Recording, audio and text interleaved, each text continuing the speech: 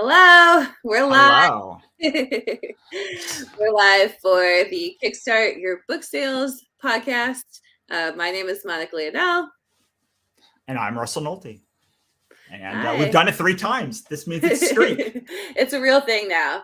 So today what we want to talk about is a question that we get quite often, especially when people are wondering, like maybe they've done some campaigns already and they had success and they're wondering, is there a way to like double this or triple this? And so like, can I work with you to optimize the campaign in some way so that I can grow it or just do significantly better on it? So that's what our topic is today. And we are happy to take questions from the audience as well. But I guess I should probably turn it over to Russell. What do you think? Well, there's another piece of this, which is probably the most important piece of this, which is it's optimization leads to more profitability for every tier. And that's what we're really going for. I think that a campaign that does $500 and ends up with $100 at the end of the day is much more successful than a campaign that raised $100,000 and spent $120,000, even though they were more popular, because like they're going to be bankrupt. Like they're going to be Right. bankrupt Yeah. eventually. Yeah. And also just the gruelingness of running a campaign. Like if you end up in the red, the odds you running another campaign are just minuscule. So I think that optimization is both making more money, but also making more profit. And we train really to figure out how to get every campaign to 50% profit margin, which I think is the most important part of all of this. Yeah. Yeah. I agree with that. I know that we had a couple people who had run campaigns before our group, and the campaigns had been extremely successful. Like they were 5-figure campaigns, but the person said, hey, I actually know that I ended up losing money on this, and then now they're in our group, and they did a smaller campaign that was maybe like a third of that or a half of that, and they um, they were happier basically. Like they did a shorter campaign. They were able to get the money that they needed. They kind of got in, got out. They didn't kill themselves promoting it, and they were a lot happier because of it. So we definitely see that sort of thing as well, which is interesting. So Yeah. And so I think so when you're talking about optimization, I think let's break it up into two sections. Like the first is like, how do you just make more money with optimization? And then the second yeah, being, how do you make more profit from optimization? So let's just tackle one and then two. So like, how do we yeah. make more money through optimizing our campaign, Monica? Um, I mean, the biggest thing there are a couple of things. So I'll just use our current campaign as an example. We are going to do a more in-depth look at our two campaigns because, and this is nonfiction, so it's a little bit different. The numbers are a little bit bigger, I think, because there's, this natural back end that Sure. nonfiction authors have to do that fiction authors can also do, but do not have as much practice in, and don't do as much. Like it's just not as big of a part for authors yet. Like they should be doing it, but they're not. So yeah, I do think, one of the things in our two campaigns is like we just have more books. So that's just kind of the obvious thing. If you want to increase your revenue, like you've got to have more stuff for sale, like just put more things in your campaign.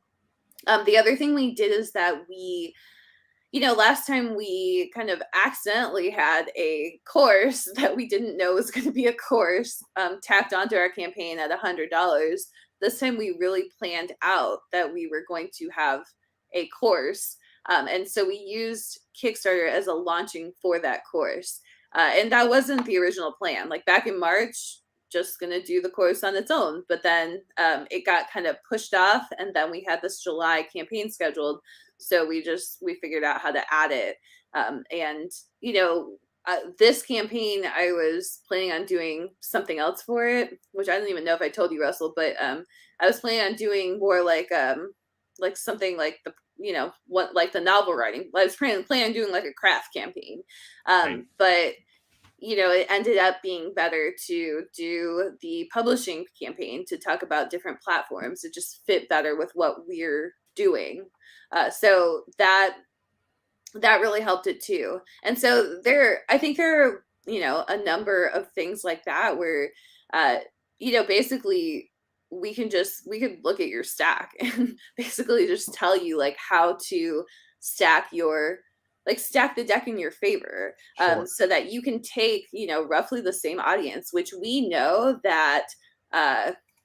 know that the campaign that we're running right now, we've already sold a lot of it to through other things. Like we sold some of the same stuff in our last Kickstarter, and we had people in our last Kickstarter who are like, yeah, I bought it the highest level last time, so like, is there anything that I should get in this? And we had to say, no, there really isn't. Like we're really looking for a new audience. So we definitely know that we're going to have fewer, or we're likely to have fewer backers, just because of that. So there are a number of dynamics regarding that. So I think one thing we did well in this campaign is we've expanded expanded the revenue of it, and then also what Russell is talking about, point number 2, which is the profitability. So what are your thoughts on that regarding profitability? Yeah, so there's a lot of things that increase revenue but are not profitable. So for Right. instance, adding a sweatshirt to your campaign, unless you think it's just a really cool thing that you want, like is a high revenue, low profitability item. Unless you have a like a thermal printer to do mugs. Like mugs are a low profitability item, especially because they're fragile and you have to pack them differently. So I would say that now if you have if you do those separately, that's going to be bad news for you. But if you put them all together in, let's say, a book box that had for $200, you got the book and a mug, and then a sweatshirt that you could use to wrap the mug, and all of those things, like now you have profitability and you're able to do your book box. So very easy things to do. We just talked about are in comics, they do variant covers. Well, they paid for the art. All they're doing is paying for another cover and then printing for another cover. And they can often sell that variant for $20 to $25 by itself.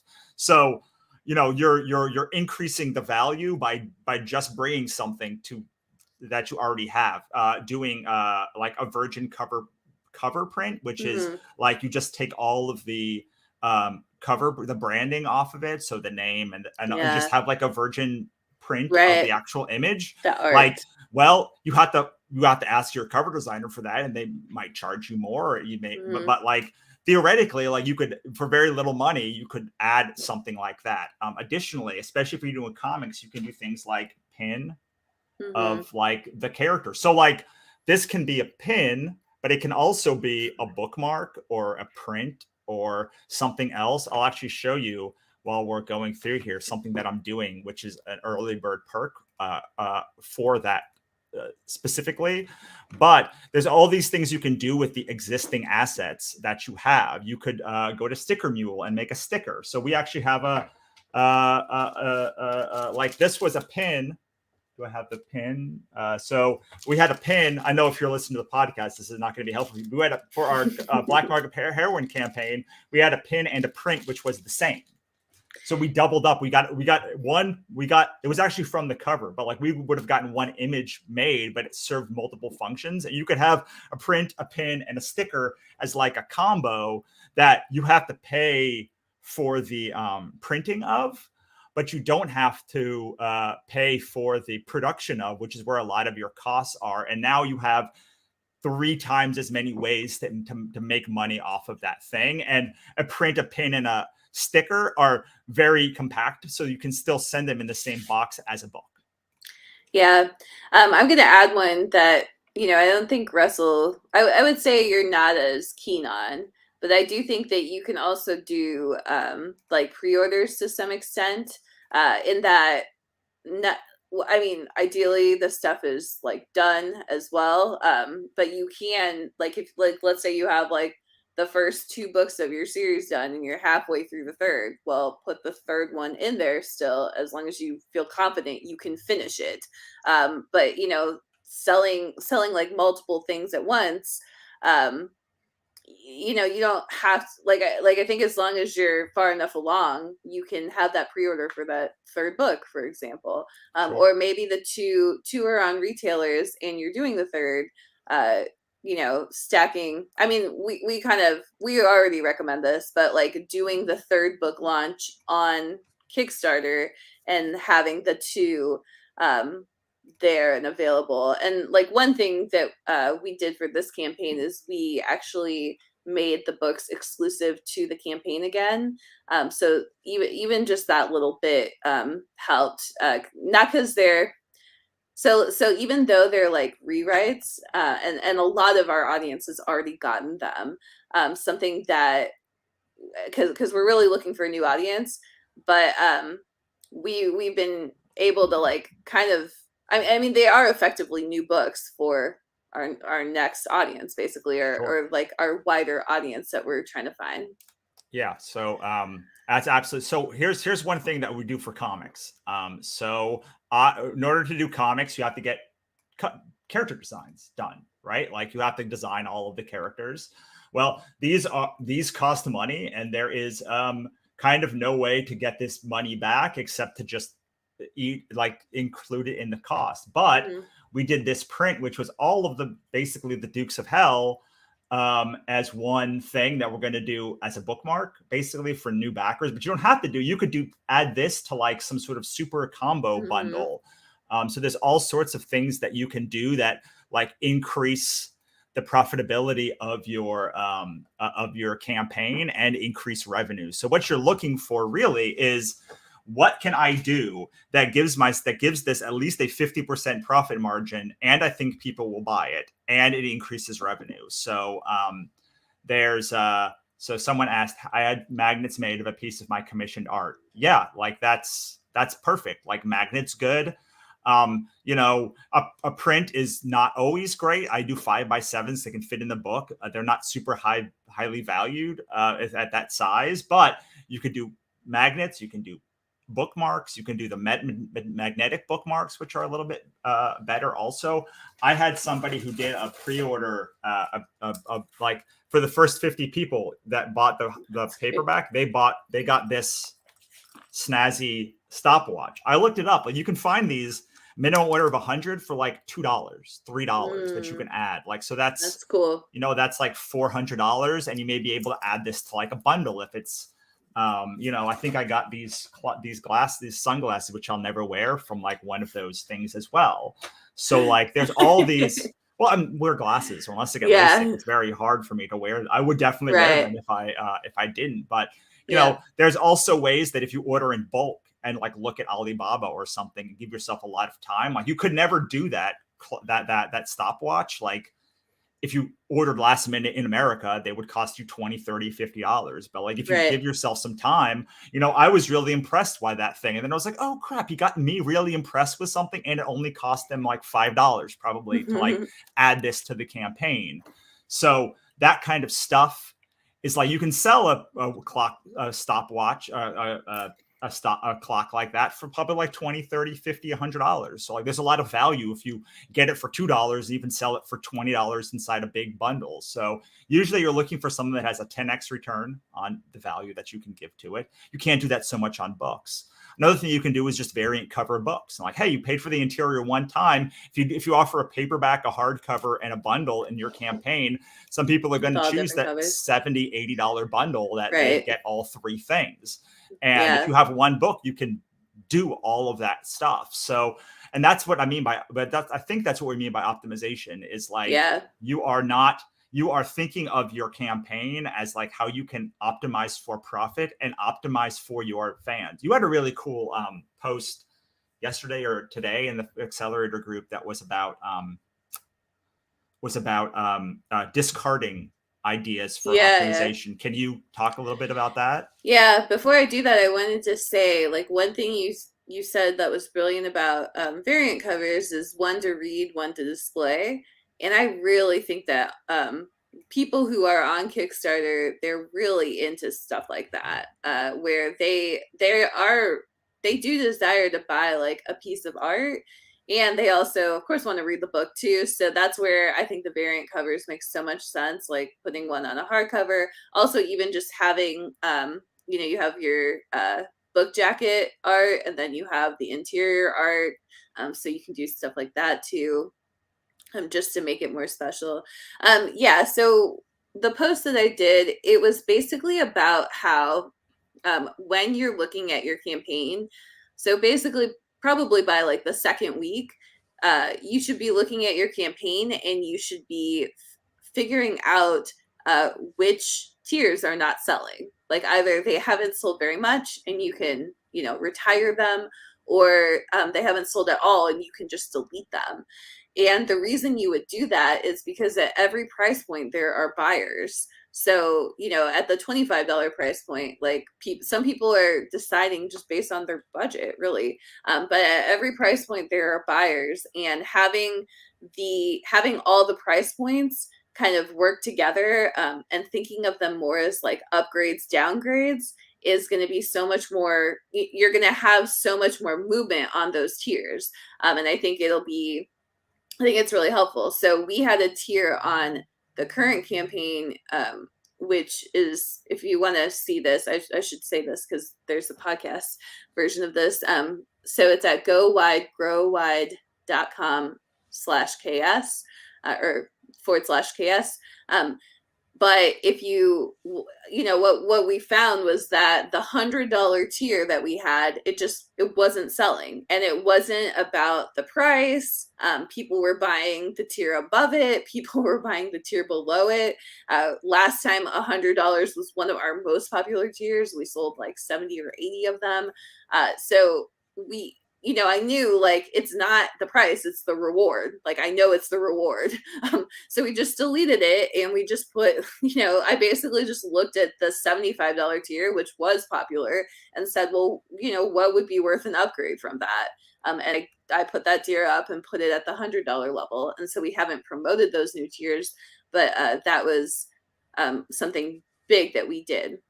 Yeah. And so, do you want to talk a little bit? I have a couple. Well, yeah, I want to talk about the upgrade downgrade part of this, because to me, this is also a part of optimization. It's thinking, okay, I have a tier that's popular at $75. I have a popular that's popular at $150.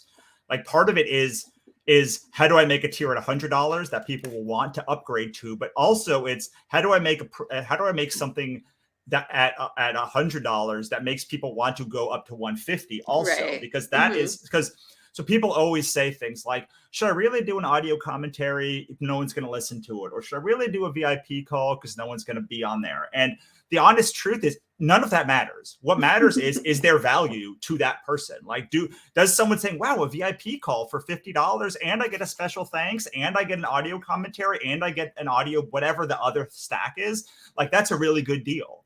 Because you can look at this in nonfiction like courses. It's like, how often do you buy a course or buy like a book or something that has extra stuff or like other courses attached to it and then do the other courses? I mean, maybe sometimes I do, but like it's hard enough for people to do the course they bought. And yet by saying, look, I'm stacking this and this and this other thing, and this is going to help you this way. And like, look, all this value is $10,000 and I'm only selling it for $1,000. Like, there's that psychological thing of like, wow, I'm getting $10,000 worth of stuff. And so, part of this is, and part of optimization is like, well, an audio commentary takes you like an hour, maybe 2 hours to do. And like, so what if 10 people upgrade to it? Like if 50 people upgrade through it and like upgrade to the next level and it helps get you to the next level, like it's worth it. Like, right. It doesn't require a lot of effort. Just like a variant cover, like you probably are going to have a different hardcover and paperback version anyway, or like over time, you're going to want to have a second cover for a book. So like introducing that in the Kickstarter campaign doesn't cost you that much additional, like $100 to like probably between $200 and $500. And if 20 people upgrade to that or through it, again, not just upgrading to, and this is a really important concept that people don't understand. Like most of the value, most of the tiers on my campaign, I don't want to call them throwaway tiers, but they really are. Like the goal of a lot of these tiers is just to stack them so that someone will upgrade to the next tier up, right? Or like the profitability tier on the $50 or the $60, whatever, like for the pin, like I want them at $60, but I can't just put a $60 tier. I have to put $30. So people say, okay, this stack is worth 30. Yes, I agree. This stack is worth 30. And then, so what I'm paying for is just the differential between 30 and $60. And yes, what's new, what's additional does value for that. So part of that optimization really is, and this is what people that only have like 2 or 3 tiers don't properly understand, that like a lot of this is making a case. Right. You know, how do you get from 25 to 50? Well, you probably need a $35 or a $40 tier. Like, how do you get from 50 to 100? You probably need a $75 tier. Even if nobody buys it, it doesn't matter, because you're trying to get people to that $100 tier. Yeah, I totally agree with that. Yeah, I would add to 100% that. You know, I think that's why a lot of your campaigns, Russ, will have more tiers. It's also why my campaigns have more tiers now, is because you're kind of, I mean, you taught me all of it, but yeah, like we just see, like, even at the, like, we saw this on our last campaign, we see it on this current campaign. It's like a lot of people are like, you know, they'll have $100 tier, and then it'll go to like $500, and then like $1,000 or something like that. And it's like, you need those tiers in between. Like, we'll have tiers that go from, like, we have $100 tier, $150 tier, a $200 tier, a $250 tier, a $3, you know, and like, we're kind of inching people up like every $50. Which kind of leads me to my next point, which is that you want to just get more backers. So that's like the other part of this equation. It's not just about the fundraising. Like, I will kind of I don't want to say I'll do anything to get a backer, but like, I am like happy to have a backer at the $1 level, because I feel pretty confident at this point that I can get them to upgrade at some point, or I can get like a significant portion of them to upgrade through the campaign at some point during the campaign. And so one thing that we're doing right now is, again, we're in week 2 of this current campaign. It's a nonfiction campaign, but you can do it in a fiction campaign. Like, I just finished a fiction campaign where did this as well. But basically, it's just changing up your message. And the thing that we're doing in this campaign now is we have kind of exhausted our core audience of people who would be interested in wide, which is people who are interested in going wide, and that is who the campaign's for. But you know, over the next week or two, we'll be talking to people who aren't, they're not wide in ebooks. So we're kind of trying to make the campaign essentially like KU friendly, Kindle Unlimited friendly. And basically just finding reasons that an author who doesn't have their ebooks wide would even back this. And there are lots of reasons. And so we didn't create those tiers at the beginning because we didn't want it to clutter up things. But we have like 4 or 5 new tiers that are specific to this new audience, where we can talk about each one. And, it's like kind of a dead zone anyway. But the idea is just get more people into the campaign, get the backer number up.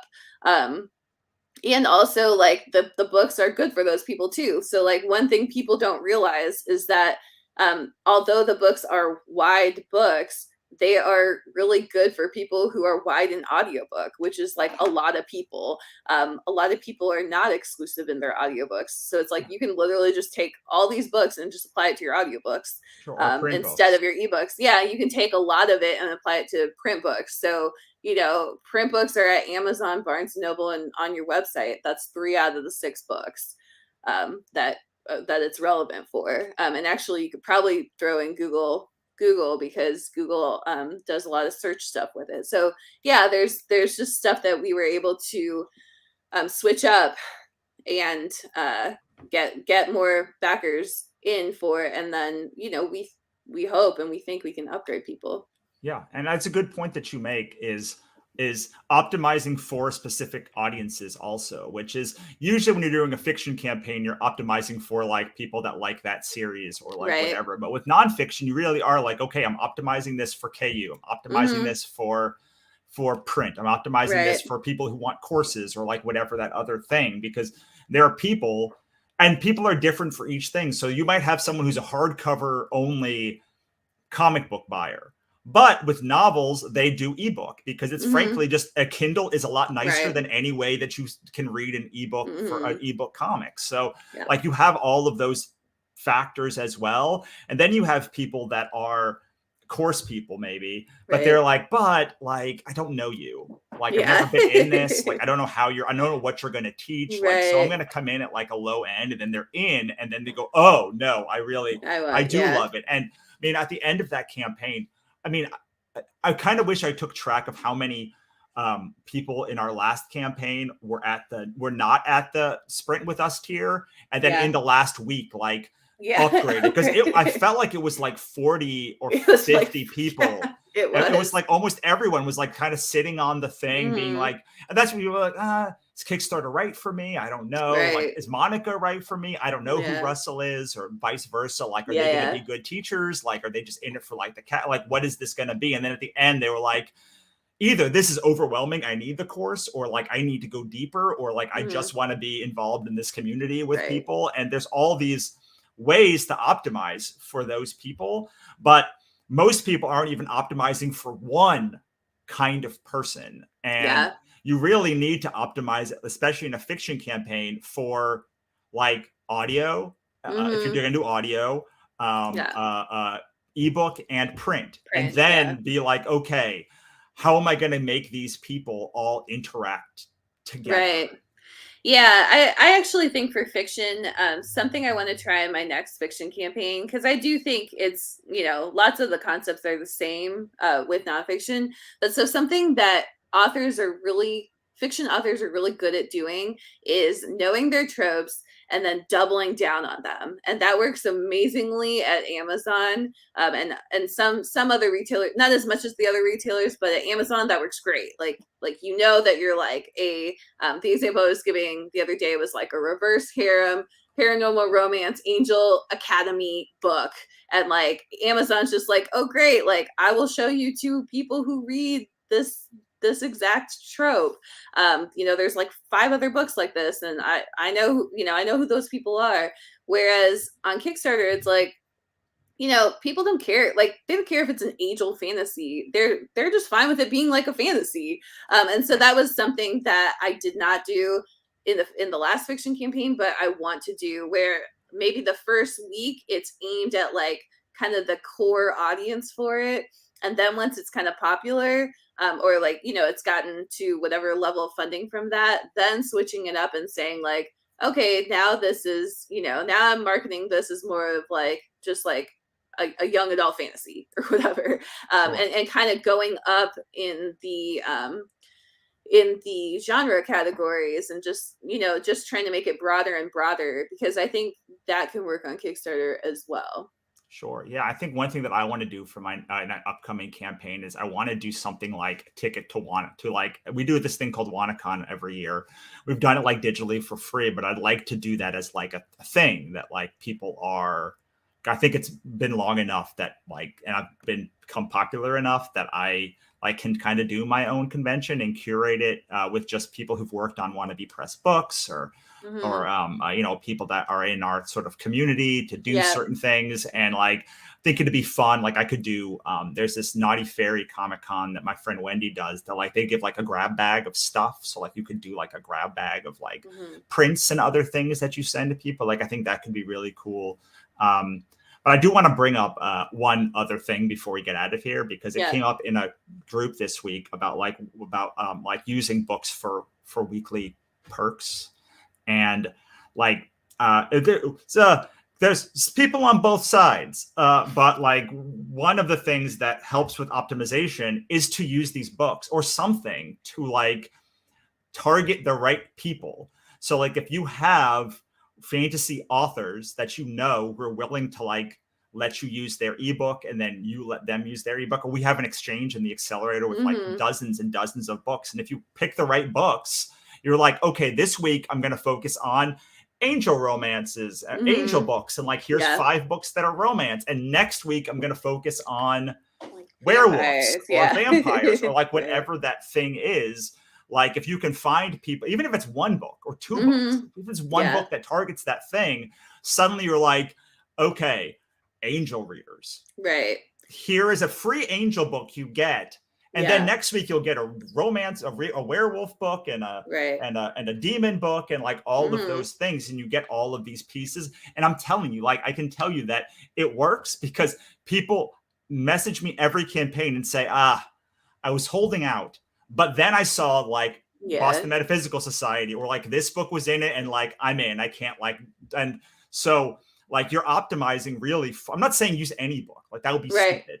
But like, you know, use books that are from authors that have your audience. Be strategic. Yeah. Yeah, so Lux says that's a good way to optimize the free books each week and creates new topics of discussion about the campaign. I'm definitely going to incorporate that into the Vampire Girl campaign, which we're really excited about, or I'm really excited about. I want to back it. So yeah, I mean, I think that this is a very popular series that she's putting out. And it's so Lux specifically is like, she could have a week of vampires. She could have a week of like YA. I think it's a YA. Like she could have a week of like YA romance. She could have a week of like another trope and like focus on that trope. And again, I'm not saying that you should do free books. I don't care like if you do it or not, but you have to understand the modal functionality of why you do it. You do it for a couple of reasons. Like one, because it puts you in control of optimizing like your list and like getting the most out of your list every week instead of relying on stretch goals and like other things that are out of your control.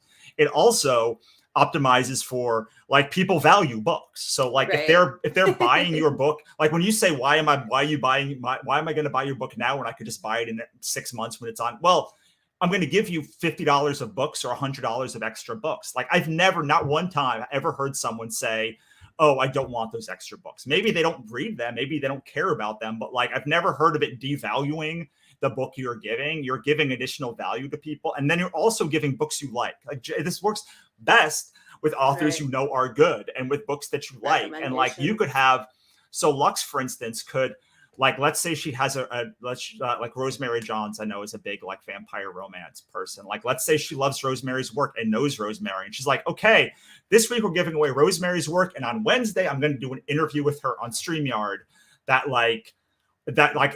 we talk about this book.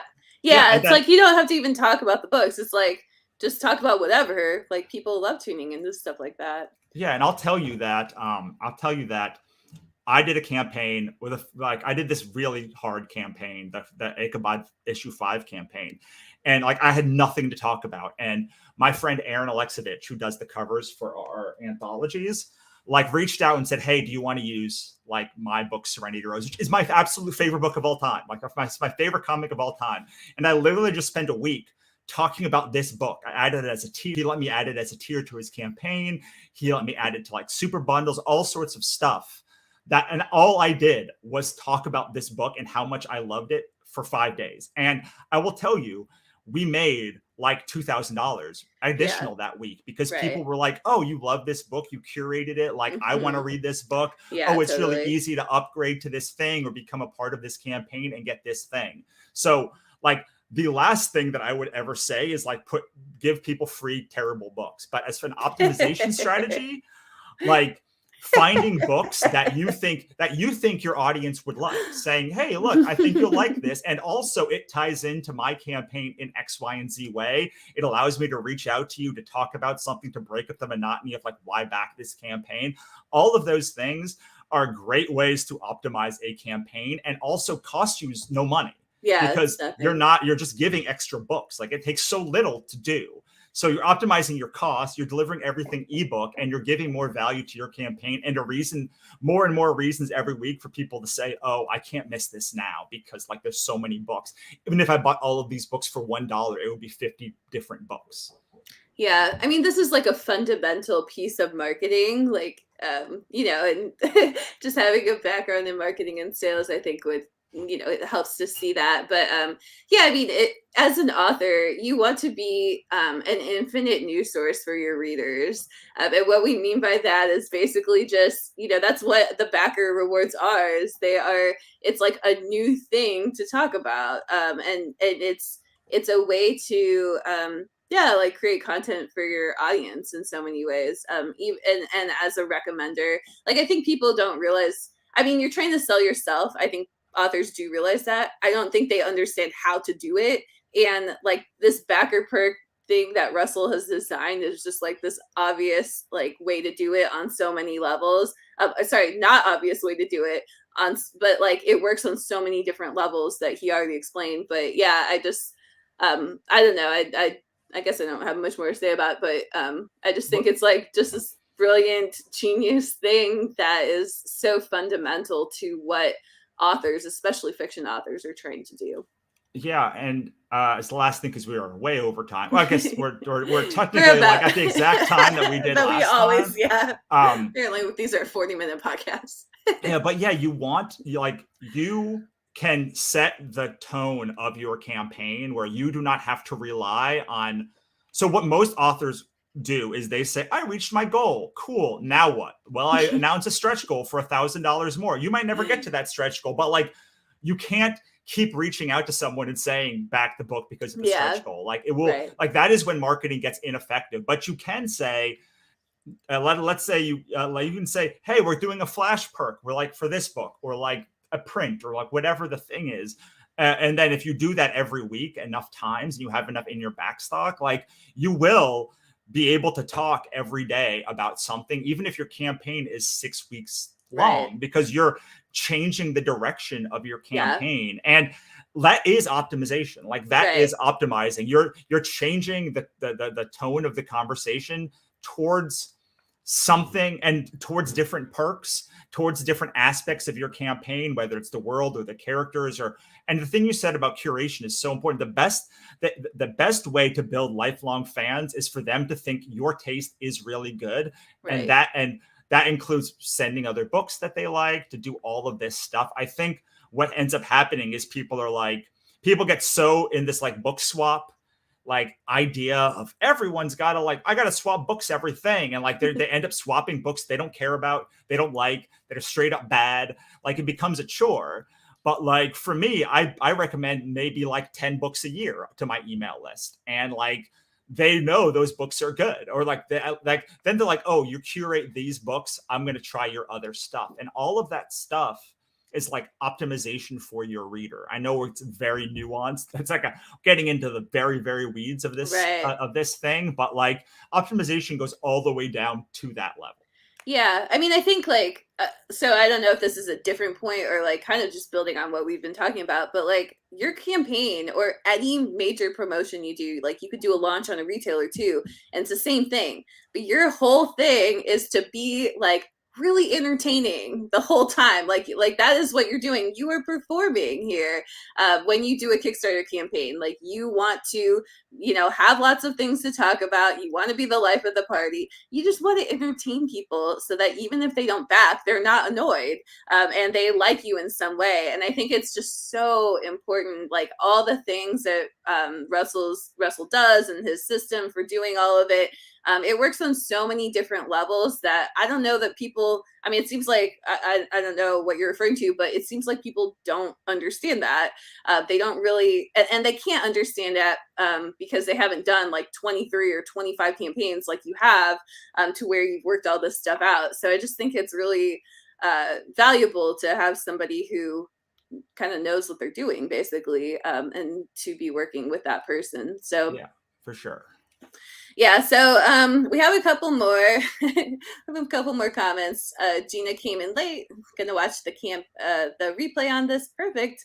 And then Lex says being entertaining the whole time is exhausting. Yeah, I mean, I think like what Russell has done is he's created like he's like teaching people how to be entertaining and be an infinite news source and be like just like basically just good at marketing and sales. Like this is what you have to do for marketing and sales, is just be like fun to be around basically. and also being entertaining is not 24 hours, right? It's like you can be miserable up until a second before you go live. Like you can be miserable while you're writing a post, but you can't actually write a miserable post. Like you have to find the engagement in it. And like, so like when you're doing an interview or something like that, or you're on a live stream, like, yes, you have to be entertaining then, but like, you are not marketing 24 hours a day, even though it feels like it. You just have to be entertaining and at your top game while you are live, which is usually like an hour. Yeah, it's like an hour. So. Yeah, an hour a day. I mean, I know for like at certain points of the campaign, it's busier. Like launch, that's probably like an hour, maybe 2 hours a day. But then it goes down to like you could be like 30 minutes, or you can schedule all your emails ahead of time or whatever. Like like you just have to be, just like for instance, you can just say, "Hey, we passed $5,000. Woot!" Like I do so many things where I just say WOOT exclamation point, and like that's it. Like that's the whole post. Like emojis. You don't have to be amazing. Like you don't have to make like a 5,000 word post. Like I like those too, but like you can very inauthentically say woot, like in a text. You can just comment woot like, all the time. Like it's a very easy thing to do if you're not like it shows enthusiasm, even if like you personally are not enthusiastic. So Lex thinks we need a new t-shirt idea, which is you can be miserable while promoting your Kickstarter campaign. So I think it should be doing t-shirts. You can be miserable, but listen to Russell. How about you can be miserable, you just can't show it. Yeah, that's true. Yeah. You can be miserable and listen to Russell. Emojis are great.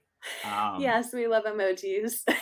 Lex would buy one. Well, we're trying to come up with one to give away, so we'll see.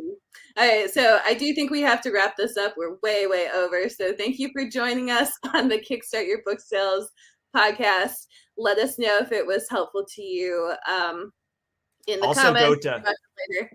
Go ahead. Yeah, you can also go to our YouTube and subscribe. We'll be having a podcast, a link on Apple and everyone very soon.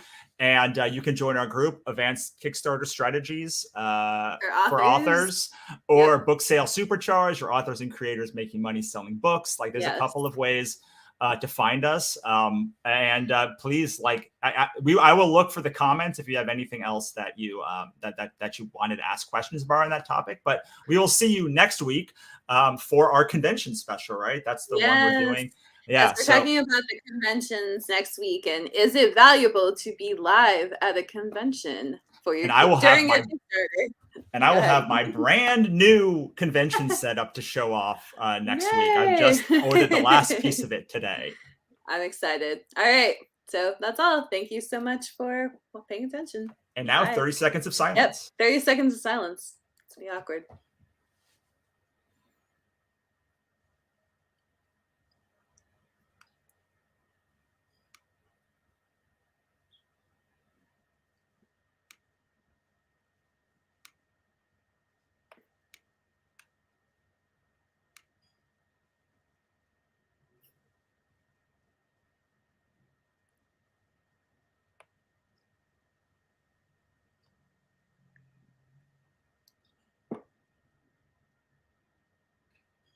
That was the longest 30 seconds in my whole life. I'm glad you were keeping track. I would still be silent right now. All right, everyone. Bye. Bye.